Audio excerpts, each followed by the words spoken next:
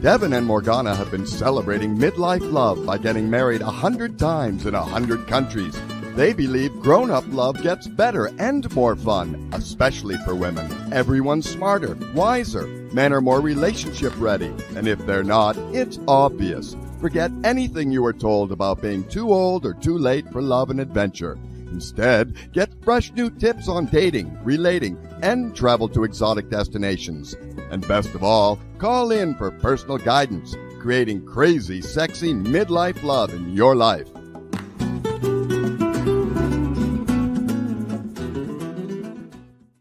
Well, hello. I'm Morgana. Here's my husband, Devin. I'm just going to wave. Yeah, husband of, I think, 25 times now. It's remarkable. And Devin, you'll note that I'm wearing this. Yes. And you forgot what it is. Well, I want to keep it a surprise for our audience. This was, if you loved me, you would have remembered that this was from our Bali wedding. One of my clients, because when we had our Bali wedding, it was, I think, my May 2016 retreat. That's what I was going to say. Yeah. And I brought Devin along because I just kept missing him so much. It's the only time he's gone to Bali with me. And we had a big wedding the first day of the retreat. And then I foolishly just put him on a plane and sent him home and focused on my retreat the rest of this day. That was a good wedding. It was a great wedding. The hotel, Sri Rati Cottages. You can give them a plug, totally. Yes. They had literally tracked down traditional costumes, and I was wearing the headdress and culottes and this whole white thing, Arabian Nights, the whole thing. It was actually really quite remarkable. And my driver is, who's been my driver since, I think, 2013. I've led 10 of these retreats now, but he's a priest of his village. So he presided over our wedding. And the hotel gave us this beautiful wedding, and they were all there. So they're family to me. And it's on my mind because last night I booked rooms for my retreat in June of next year. I just had a feeling when I canceled my 2020 retreat, which was going to be, I think, in May this year. In February, it was clear what was going on. I just had a hunch that June would work. And now we're getting the news about the vaccines, and it actually looks like it's going to happen. So I booked my rooms for my Bali retreat. It's on my mind. And so I'm celebrating our love with this little infinity symbol that my husband can't remember. Well, I have it in a sacred place. Yes. I'm sure. Yeah. Because I don't remember exactly where I placed it. But it's very safe where it is. It's very safe. And, I'm going to switch subjects. Oh, and by the way, the hotel remembers you and says hi. They were great. No, I will, before I was going to just change the subject into some flighty, irrelevant commentary. They were terrific. It was a great location in Penisthanan. Lots of great little restaurants away from sort of like the Ubud kind of cluster of people. And so this was just a really great location. And they were just very, very kind, and it was beautiful. And they had a temple right on the grounds, like a very traditional kind of in other words, with the open mouth dragon next to the closed mouth dragon. It was really, well, really and remarkable. that is just Bali. Is the tradition is everywhere, and it's like a home. Every home in Bali has its altar to its ancestors. I think I'm trying to remember which direction. I think the kitchen is in the south, and I think the ancestors are in the north, but I didn't go this year, so I forget. And so like a home, the resort has its temple to its ancestors in the correct direction. Yeah, I don't remember the directions. I'm so embarrassed. I used to know this stuff. So that's a great lead in to my next observation, which was, there's a picture of us first of all the pictures, I always look weird, but I think that says more about me being and looking weird. But in one of the pictures, we are at the US Open, dancing at the US Open of West Coast Swing. And I always sort of marvel at that, because that is one of the few places that I can say without certainty or with complete certainty that I was the worst in the entire building in West Coast Swing, but somehow I ended up on the dance floor performing. Performing for dancers all over the planet. Like the best, most unbelievable dancers, and somehow there wasn't some sort of a criteria or where they're just like literally it was like anybody. Like, do you know this dance? Get up and dance this No, dance. but we were specifically invited, and we were invited to dance in the front, even though you dragged us back. I didn't. I was going to be in the last row. And if you ever watch the video, you can see us fighting. We were actually fighting because my wife needs to be in the front row.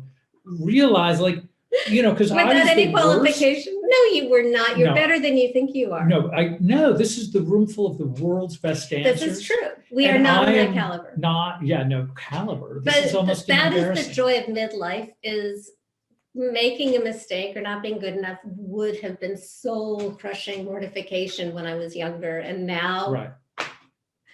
I still wanted to be, I felt it was actually important that we be sort of in the last row.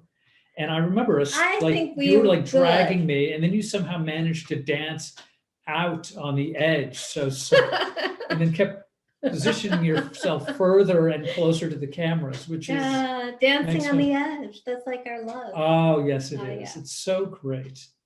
It's so great. Anyway, but that was a lot of fun. And so I sort of love that picture because I look very serious, because I realized that I'm dancing in front of all of these people. Why are we even here? And there wasn't anybody to give us a test. Because I'm just a girl who can't say no. Well, that's it. Yeah, no, you wanted to do it. So I knew I was, soon as you were like, oh, I'm in, I knew it was like, oh, toast. And then there was a point where we were actually in the middle of the dance. And we did the flash mob. That's right, we did the flash mob. And there was a point where while we were at the US Open and we're dancing, and you were like so into it. And no idea how bad I am. Well, yeah, that's fine. I didn't know enough. But no, because I was the worst person in the room. So that the best, like the worst for you would have been second worst, which I don't think that was the case. But here was the moment that I treasure. Yeah. There was a moment where we came out of a turn and we're facing each other, and I knew what was supposed to happen next. And I could see it in your eyes that you hadn't a clue. Like we were just like 6 steps into this sort of first foray into this, you know, like a 2-minute long choreographed dance that we're also dancing with like 30 other people. That's true. Yeah. And I turned around and I saw it in your eyes. That I was a blank. Was like, oh, this is, yeah, there was like, who knows what was going to happen. And you know what happened? I followed. Yes, you did. You followed because I reached out and grabbed the correct hand, and then you were like, oh, that's right. That was it. And then shortly thereafter, that guy took the photograph as if we were professional dancers. So if you're looking at that picture, if you've seen that picture, don't be fooled. Right, don't be fooled. It's just, you know, smoke and mirrors and somebody with a really nice camera. And we were actually pretty good. High shutter speed. Now we are. We're getting a little. We took private lessons. By the way, private dance lessons, couples therapy. It's like our steps are better, and it's good for marriage too. Yes, it is. And so all of this is the crazy, sexy part. Oh, well, we've got more. We have guests. We do. I know you're going, oh, thank God, right about now. But the way I want to ease into that is, so if you've been watching a while, you know that I've been in the personal development world for decades. I've been a pioneer in relationship with money coaching, and I've coached thousands of people since 1996. Crazy.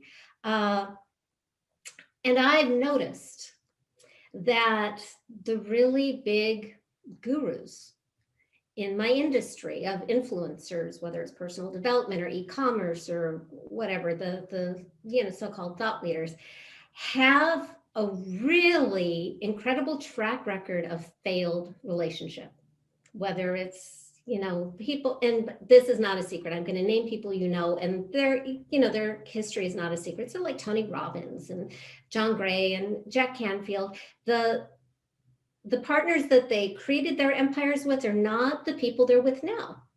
And I do believe that a change of circumstance, even if it's a great change of circumstance, lots of money, lots of celebrity, winning the lottery, everything you ever wanted, can put huge stress on a relationship. I have a client whose life partner of many, many years split when she came into her 8-figure fortune. So we think, oh, that'll solve everything. And no, change creates challenge. So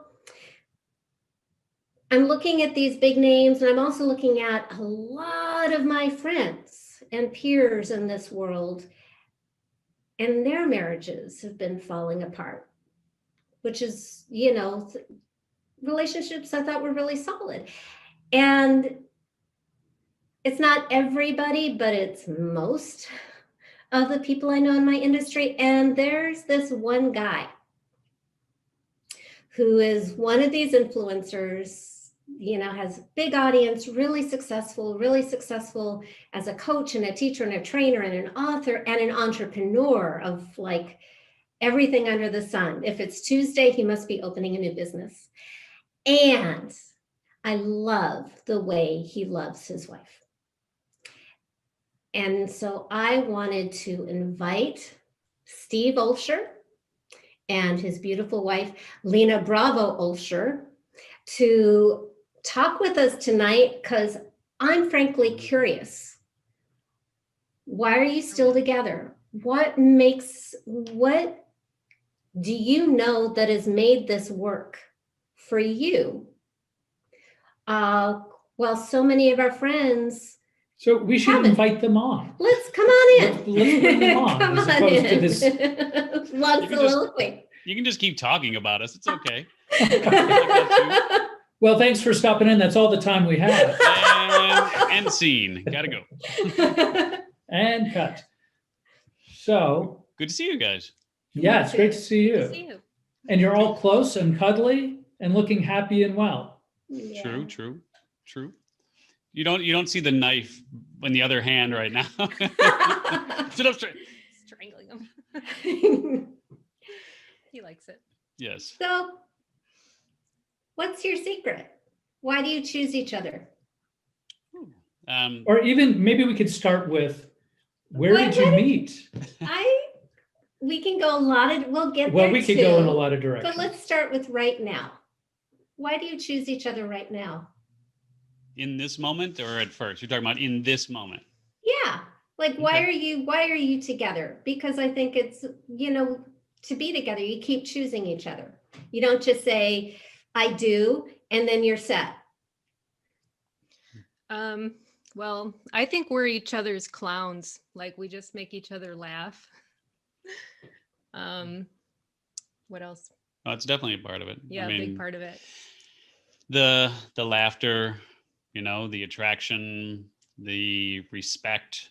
Yeah, I mean, those are definitely three of the biggies, right? I mean, if you don't, I think if you don't laugh with your partner, that's going to be tough to have it be sustainable. I don't think if you're attracted any longer to your partner, I think that's going to be tough to make it sustainable. And if you don't respect your partner, I mean, and you can define that however in whatever way you want, but I think if you don't respect your partner, it's going to make it really tough for that to last too. So yeah, I mean, those are certainly three of the biggies for sure. Yeah.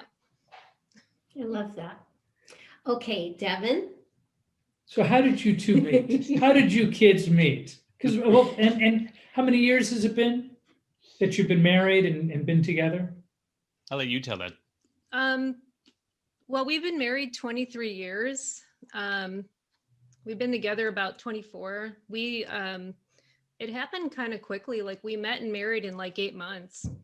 So it just kind of like happened quick. And how did we meet? You tell. Oh, I'm telling that part of the story. So, so we both worked in a loft office building in Chicago, and we both worked on the same floor of that loft office building in Chicago. And to get to my office, I would have to walk by their office because at that time Lena had worked for an orthodontist, and so it was an orthodontics office.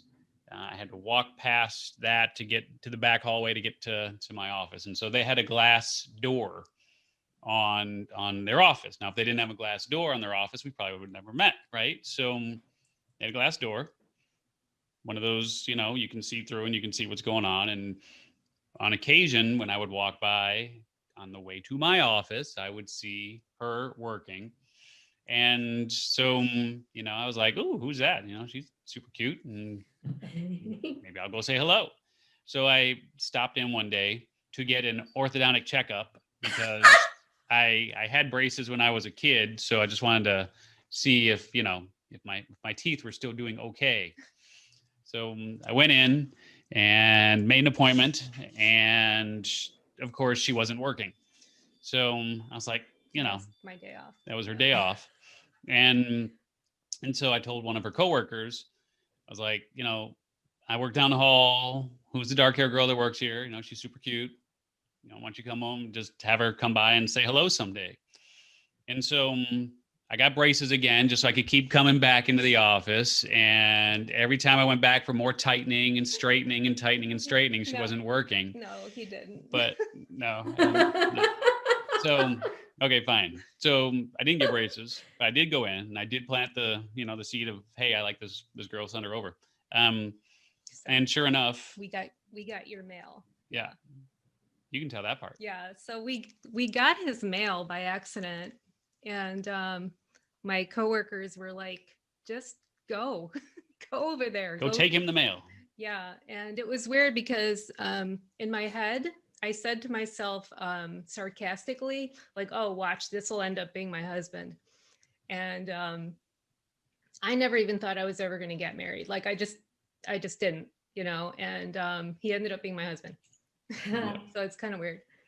So you have to be careful with that sarcasm. I know. So that's a short version of the story, but yes, basically they got our mail. She brought it over. I was on the phone, distracted, trying to get off the phone while she was standing there with the mail. And she waited and waited and waited and waited. And finally I was able to free up and talk to her and invited her out to lunch. And we met and married in 8 months. Was there a moment? When did you know? Like, was there a moment? Like, because it's a short courtship for many people. Obviously, Lena knew as soon as she got your mail. True. When did you know, Steve? Oh. Right. It was like an incantation. But was there a moment that, like, I didn't know who he was. right, just some random guy at the office. Who was going to be your husband? She just fell in love with my name on the envelope. Love that guy. I mean, I think it was pretty early on. I mean, certainly within the first few dates where I was like, yeah, I want to see you again. And I mean, it was pretty early on that I knew that I at least wanted to see how far, we could potentially go as a couple. And yeah, I mean, I'd say it was literally within the first few dates, I knew pretty quickly. Yeah, Oh, you did? a boyfriend, and you told me to get rid of him. She did. She had a boyfriend. She had a long distance boyfriend. I think I found this out like maybe after the second or third date or something like that. Because at one point, No, it was right off the bat. oh, she told me Remember? right off the bat. Yeah. See, now you can tell that part of the story because I don't remember that whole thing. Tell me Yeah. more. I know you had a boyfriend because I So- made you break up with him, but what happened? Tell me more. Yeah, because he when we finally did meet with the mail, he said, "So do you have a boyfriend?" And I said, "Yeah." And he grabbed my hand and he said, "Well, doesn't look too serious." So Because she didn't have a ring. Yes. So that was the Steve's playa move. Steve's playa. Exactly. No. You want to know the real playa move? Yeah, no, totally. Let's hear it. So the real playa move was, I don't know, maybe after the fourth or fifth date or. no, this is the first date. I didn't make you get on the phone with him and break up with me standing there until at least after the 4th or 5th date. That's Oh, true. that's class. But there was another good move that he did. Yeah. On our first date, it was lunch, and I took it kind of easy peasy, and It's just lunch. just lunch. And so he was like, oh, so you want to hang out again and blah blah. And I was like, well, I do have a boyfriend, so maybe we can hang out, be friends or whatever. And he said, well, I don't look at you the way I would look at a friend, as just a friend. He said, I look at you in a different light, so I have enough friends. I'm looking at you in a romantic way. So he just Aw. like threw that out on the table, and I was like, oh, okay. Ooh, I So like that's that. Yeah. that's bold, Yeah. True. Mr. Bold. Exactly. right? Yeah. That's totally a bold move. So It was there a was. moment? So obviously you're kind of going along with it. Hey, break up with my boyfriend. Some random guy says, okay. So at some point you're going along with it, but at some point you must have like, okay, this is the guy. This is my guy, and there you go. Was there a moment for you, or was this just like it just kept feeling easier and easier? Yeah, I mean, it did keep feeling easier. I mean, it was kind of easy to not think about the other guy too, because it was long distance relationship and all that other stuff. And but yeah, the more that we spent time together, I kept thinking to myself like, wow, this is great. I like talking to him, and he's funny, and we have very different interests. So, but we just kind of teach each other about these things, and I think that's part of the magic too. Like with us, is that we're very different, but we're also very the same. And when one of us learns about something, then we just kind of teach the other one about it. And since we're both kind of goofy, then it just we try to do it in a humorous way. But yeah, to get back to that, I wanted to spend more time with him, and I thought, well, the other guy's gonna have to go. So for those watching and listening at home, steal a person's mail and be Yes. snarky Be direct. and be direct. Yes. Okay. Yes. Okay. Well, I think the be direct thing is actually one of those things that's incredibly important, especially like as we get older. I think the importance of it is simply from the standpoint of, do you want to spend the time developing a relationship when you have a particular motive, right? Here's my romantic interest. Do I want to switch gears and be a pal? Do I want that? Or am I better off sending it out like day one, moment one, I'm interested in you, not as a pal? So, I mean, I personally think that's the only way to go, because otherwise you create a dynamic where it's conceivable that Lena could have just said, well, but I'm in a relationship. I have this guy who is in, Singapore or something, who's far, far away. And so I think it was really important, because even if it hadn't gone Steve's way, the cards are on the table. He knows exactly what's up, and so does she, which I think is just an important thing for viewers to just understand about getting what it is that they want from a Yeah. relationship. And you were not midlife crazy at that point. You were what, late 20s? Yeah. I met him when I was I had just turned 25. Yeah, I think or 26 maybe. Yeah. Yeah. So how is love better now? That's a good question. I mean, I would say obviously we know each other a lot better, right? So the likes and the dislikes and the things that are non-negotiable are pretty clear, and you got to learn a lot of what those things are, right? So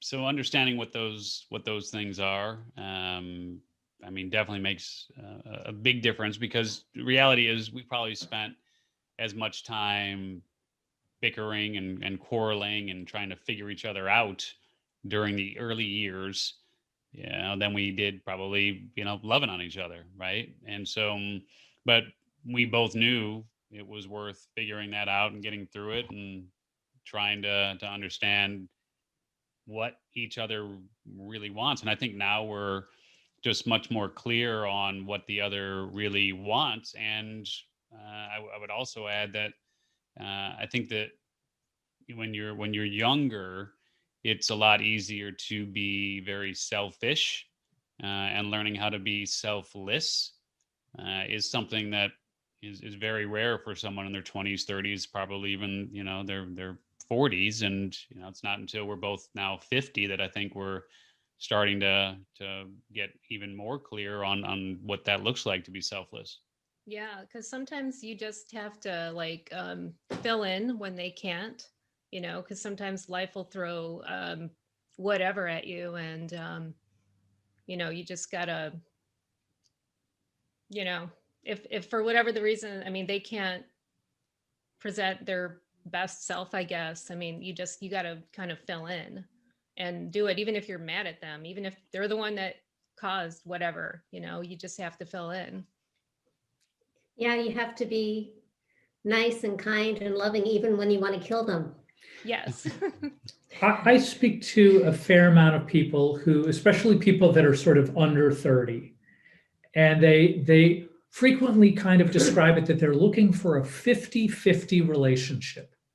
And when I press them about it, it's sort of like, well, I want to move forward 50%, and I want them to meet me halfway. And so my response to that is that doesn't really exist, because some days I'm giving 100% and some days I've got giving 2%, because that's what's in the gas tank on any given day. How do you guys feel about that idea? Yeah, I mean, I can speak for myself, and also just Morgana, going back to kind of the original point of discussion here in terms of you're looking at people who have achieved a certain level and then they're no longer with that person.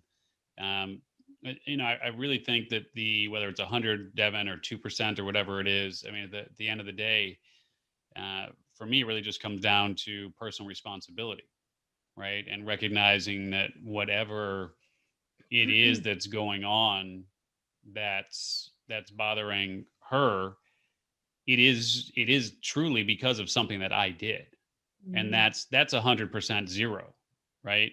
And so, to me, that's the hardest thing is recognizing that it is not 50-50. I mean, it is 100% and zero.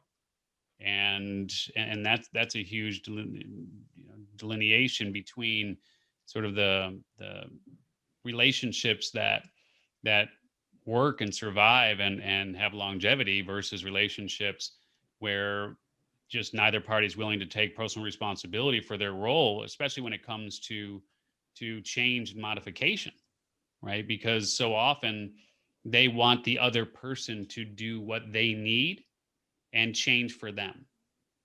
And that's just not a winning formula. Anything to add to that?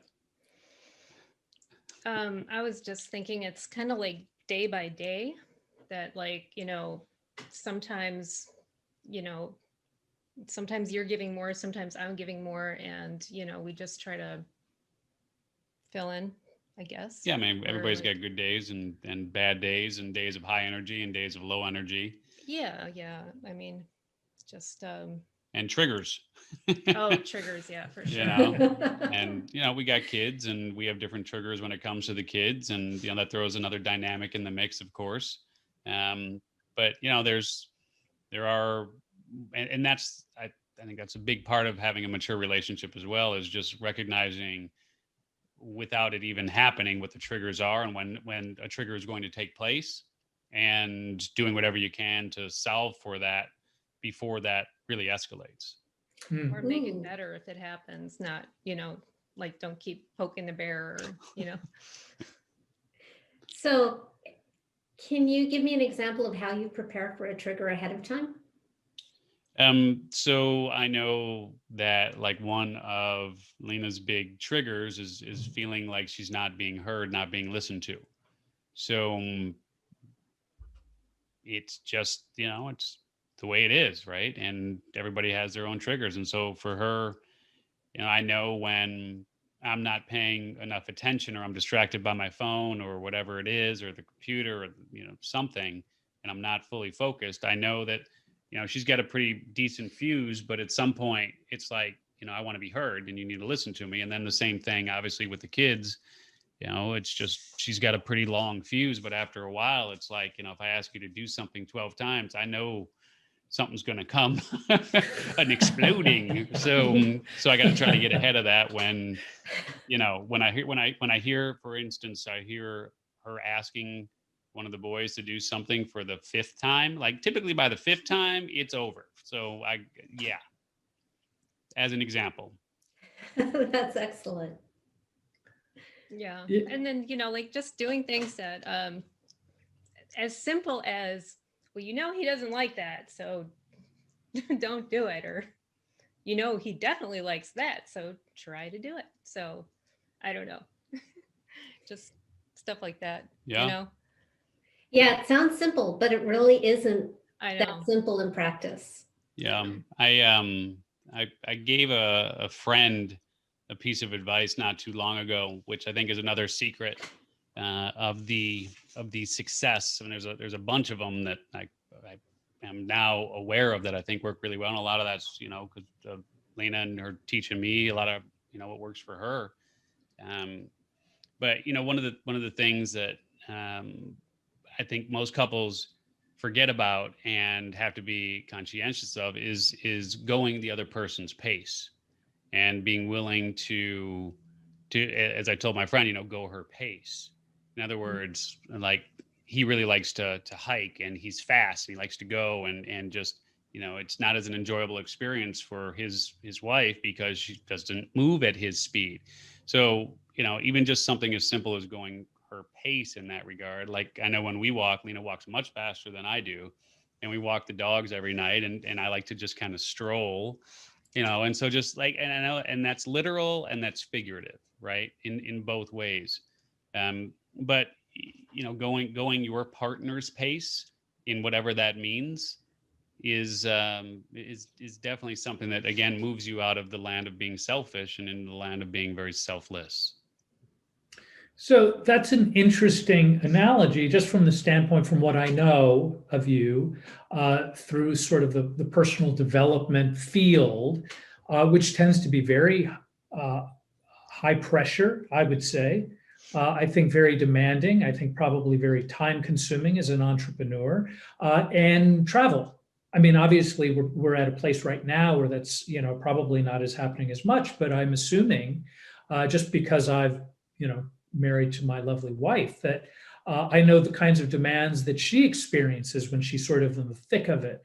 And Lena is a mortician. Is that the correct? Yeah, I mean, there's so many titles. Right, but I guess what do you like to go by? Oh, I don't mind mortician, but it's embalmer or funeral director.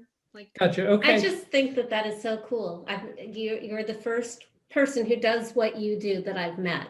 Oh, that's funny. A lot of people tell me that. They're like, "Oh, you're the only one I know." So yeah.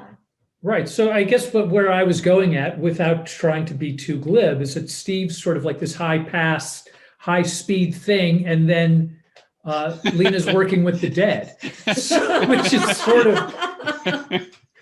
That's very funny. That's funny. So, I mean, what's your question, Devin? I just sometimes like to hear myself talk. No, really, what I wanted to hear from Lena is like, was there an adjustment period for you when Steve's kind of like, I've got my foot in a bunch of different pies here, and you've got this sort of, it's just, I think, a different vibe. And was there an adjustment for you during that? No, I mean, like when we met, we just had different things going on. Like I was super busy when I met him. He didn't know if I was going to have time for him because I was working, I was going to school, I was volunteering. I was a single mom. I mean, I just had like so many things going on. But then, slowly, we're always both kind of busy in our own ways. So, and I wasn't always doing what I'm doing now. I've been in this industry like, roughly 10 years. I've done some other stuff too.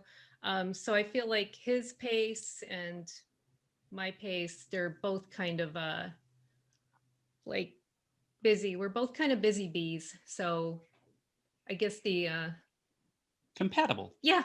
Yeah. Yeah. Well, you just listed a bunch of reasons that I hear all the time given as reasons why a woman's not going to meet somebody.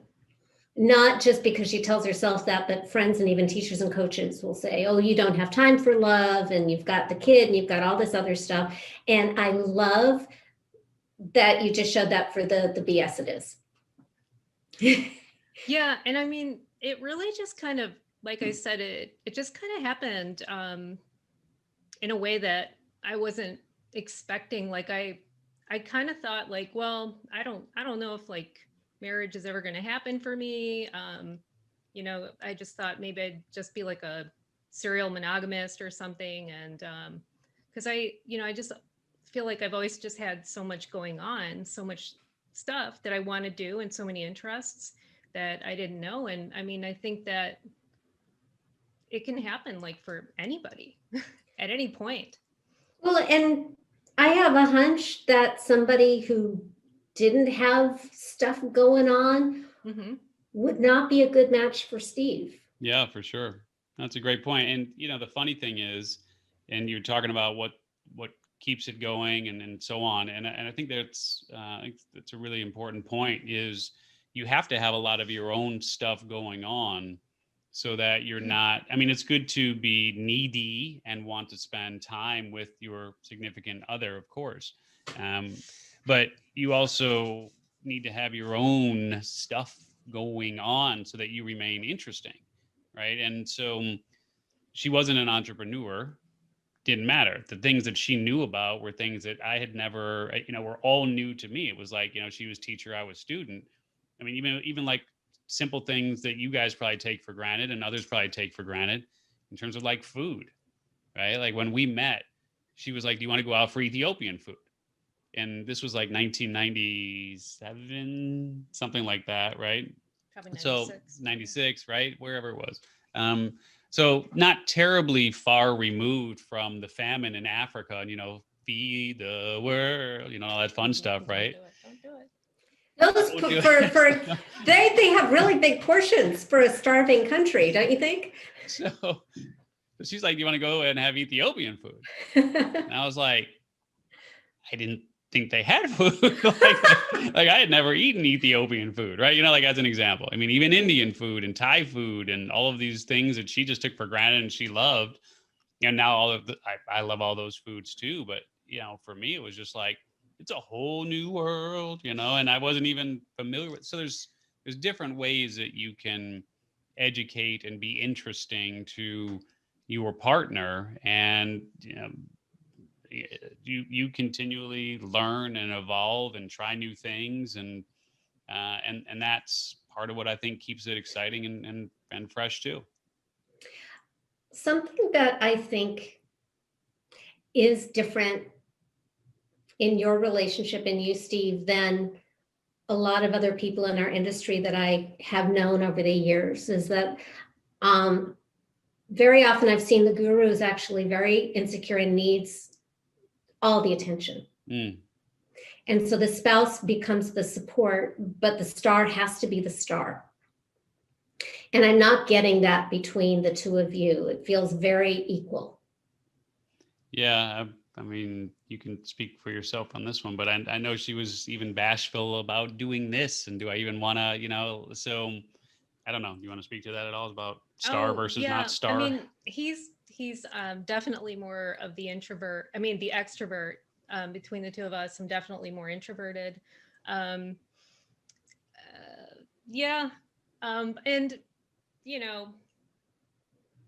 I like that he's more extroverted. I do.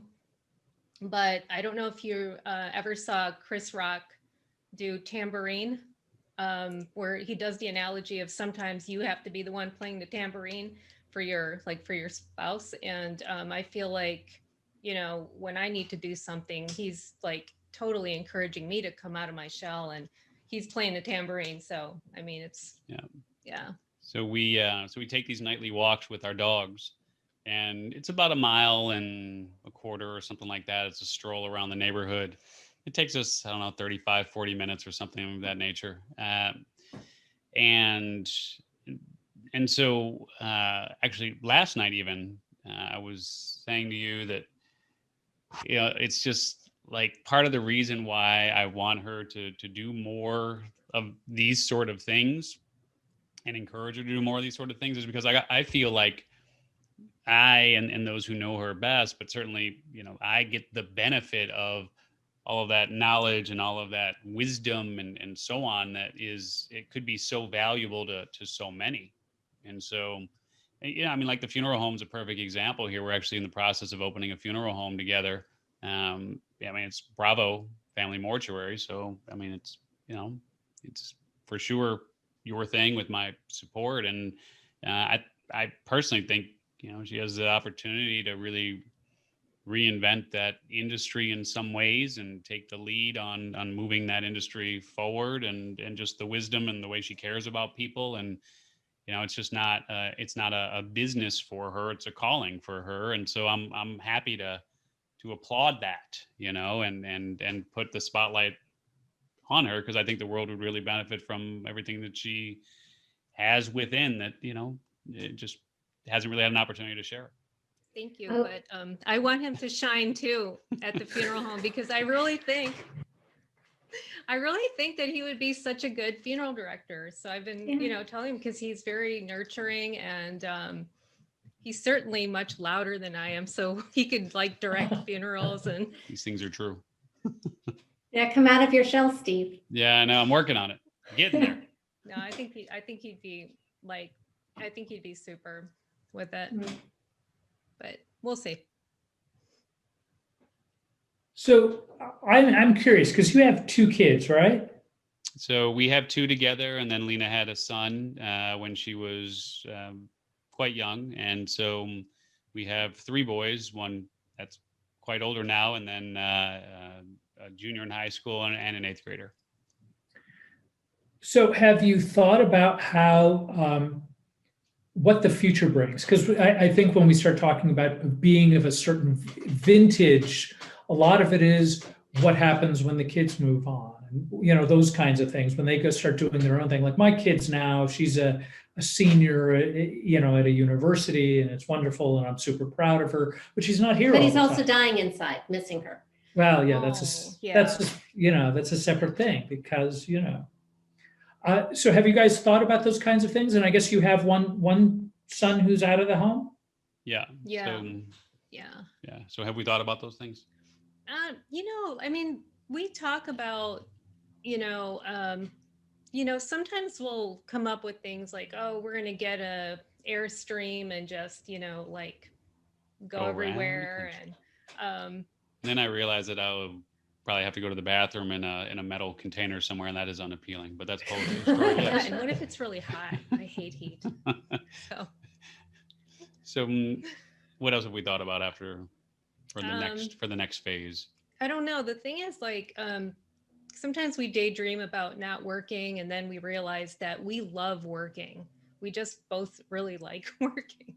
I mean, we definitely like taking breaks, and when we can be alone, it's great. But, you know, I don't know. So maybe our plan is not to have a plan. We'll see what happens. What do you think? Yeah, I mean, I would agree. It's certainly, it's certainly appealing to look at what's possible when we have just ourselves to think about, right? But at the same token, we're not trying to rush anybody out of the house. We like their company, and it's just maybe more more vacations and these sort of things together, perhaps either just alone or together when they don't have the obligations of school. And so, yeah, but the funeral home will make things interesting. It's just so hard right now. With this sort of tunnel vision on getting the funeral home opened. Mhm. It's just so hard to see past what life could look like when that's up and operating, because that's gonna be a pretty big. It's gonna be a big requirement Yeah. of time and energy and resources, and so it's just so hard to see past that in this moment. Yeah. I mean, it's an industry that never sleeps. So Or always sleeps. I'm sorry, I couldn't resist. no, well, I discovered last year when my father died that my uncle owns a funeral home in Ohio, and my stepmother's brother. And I have just so much gratitude and respect for just the kindness and delicacy of helping somebody make choices at that moment. You know, is real. It takes a lot. sorry to hear about your dad. Thank you. It's mixed because he had Alzheimer's, so there was kind of the joy of him being released, and then there's the loss. Yeah, it's something we all go through, which is why what you do is so important, what the two of you are creating.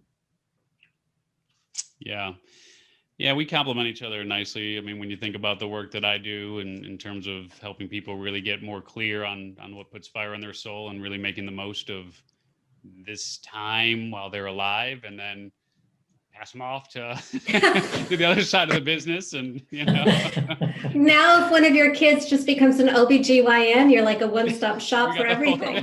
Circle of life. Got the whole thing covered. Yeah. So is this the first time you guys are going to be working together sort of like on a professional level, like in terms of like a specific project? It is, right? I Am I think missing so. anything? Yeah. No. Yeah. Oh, well, we used to DJ together. We did Yeah. DJ weddings together. That was fun for a while, right? That was We a did lot that. of fun. Yeah. Did that for about a year or so. 'Cause I had DJ'd in clubs and done other things, and so that was fun. We did do that together. Yeah, that was fun. I forgot about that. Mm-hmm. But formal type of business like this, for sure, the first thing. I haven't had a retail sort of job and I don't even know how long, like having to be at a certain place at a certain time sort of thing, and having hours of operation. Yeah, I mean it's been decades. Yeah, it's when you were in the building that we met in. That's probably the last time, right? Yeah, but even then there was flexibility on it. Like people weren't counting on us to, like, it's not like we had posted hours on a sign or whatever, right? So it'll be interesting. And then that, there's that whole dynamic too, right? Of having to be there, which is 15 minutes or so, 15 minutes from our house, and the kids being here, and then our having to be there, and the funerals, and so that'll just bring another dynamic to the table. Do you have any practices to just kind of align yourselves with each other or connect, or light the spark between you? Or is it just the kidding and laughing? And what if we were to like take your secret sauce and package it to the masses, what would you put into that? Well, I like the love styles thing because we try to respect each other's love styles. Love styles? Yeah, what are your love languages? Yeah. So what are your love languages? Mine is quality time, and his is the affection one. And so that's one thing that we definitely try to keep sacred, like try to get that time in, and that, but also we have a nightly dog walk, and that's our way to we just always have good talks with the dog walk. And even if we're like cranky with each other, then, you know, it's a chance to try to make up. Mhm. But we've had silent dog walks before too, when we're really mad at each other. There's Yeah. yeah, there's been walks when like we're just like so mad that it's the whole there is just a long Yeah. uncomfortable. Yeah. Do the dogs notice? No, they're They don't care. they're too busy like They're too busy sniffing the Sniffing, newspapers yeah. and trying to figure out what the daily news is. yeah, Yeah. daily dog pee. I mean, I'd say, part of it too is just carving out, like, like Lena said, time for each other. Trying to get the occasional couple of days away, have mom or someone else come in to watch them. Try to do the date nights and try to be consistent about that, and even doing date nights with the kids where she'll get one kid and I'll get the other kid, and we'll just do things separately. But really, I think that and then there's always which is, that's a whole different story, but that's For that's a good listeners thing, at too. home, I think Yes. Steve smokes No, weed. I'm not. I had an itch. I was Okay. itching my nose. Just the nose itch. Yeah. Yeah. But Okay. but no, I think that just the fact that there are a lot of couples who do more things apart than they do together. Mm. And we do much more together than we do apart. We still do things apart.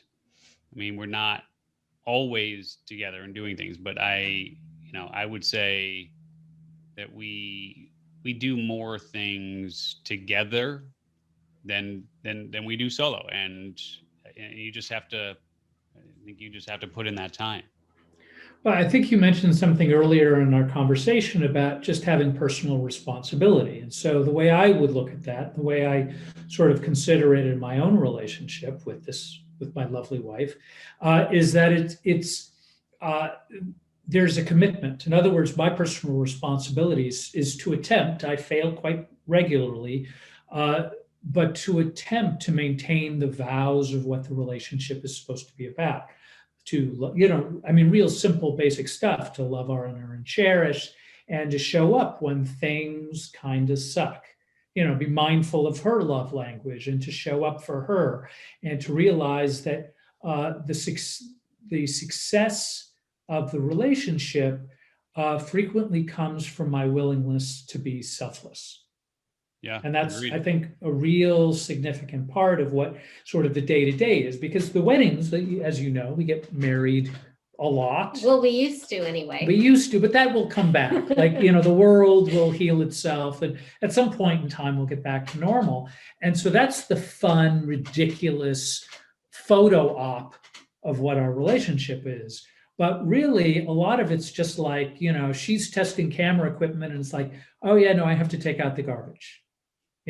I'm wheeling the garbage down the driveway. And that's because that's part of the deal. Do you know what I mean? Part of the deal is all the mundane stuff that you just have to kind of keep feeding into the relationship to allow it to thrive. Yeah.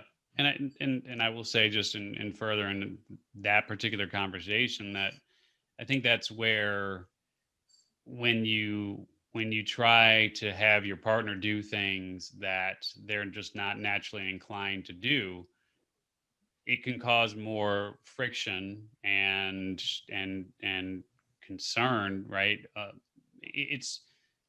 You can want till the cows come home for your partner to be, a neat freak. Like, I'm more of a neat freak than Lena is. Sure is.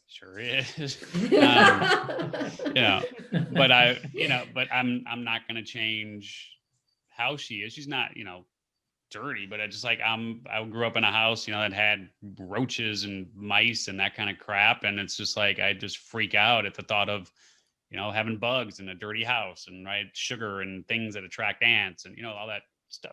It's an OCD or whatever.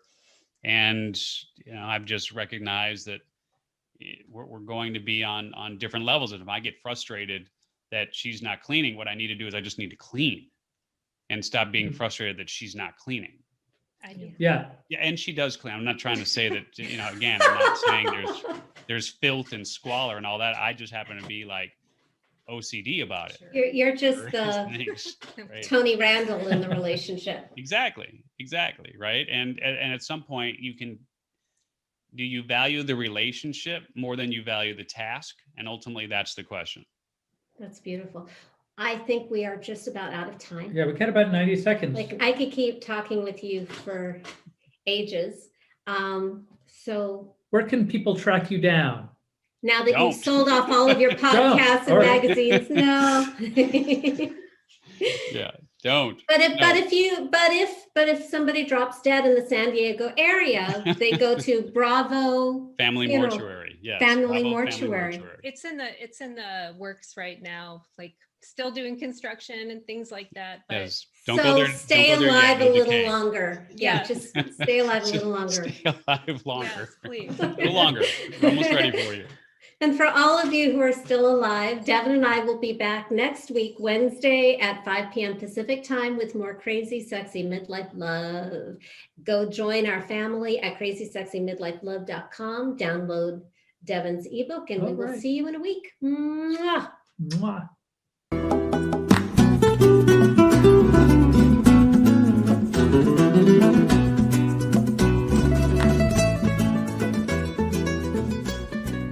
Thank you for listening to Crazy Sexy Midlife Love. Please sign up to join our free love family at crazysexymidlifelove.com to get alerts to live shows, call in and ask questions, or just listen in. And ladies, don't forget to download Devin's free ebook, Women Are Smarter Than Men and Other Secrets Marriage-Minded Women Need to Know. Also available at crazysexymidlifelove.com.